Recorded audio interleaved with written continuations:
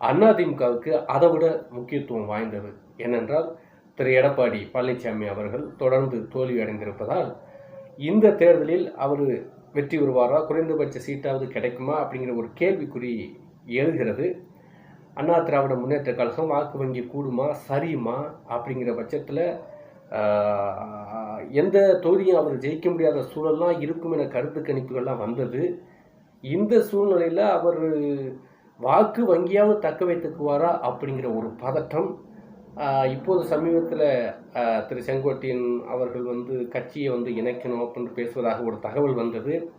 என தலைமை எடப்பாடி பழனிசாமி அவர்கள் மீது அதிருப்தியில் இருப்பதாகவும், தொடர்ந்து அண்ணா திராவிட முன்னேற்ற கழகம் தோற்று கொண்டிருப்பதாகவும், இந்த எம்பி எலெக்ஷனில் தேர்தலில் வேட்பாளர்களை நிறுத்துவதில் திரு எடப்பாடி பழனிசாமி அவர்கள் கலந்து ஆலோசிக்கவில்லை அப்படிங்கிற ஒரு விமர்சனங்களாக வந்ததுனால அதிமுகவுடைய தலைமை மாறும் அப்படிங்கிற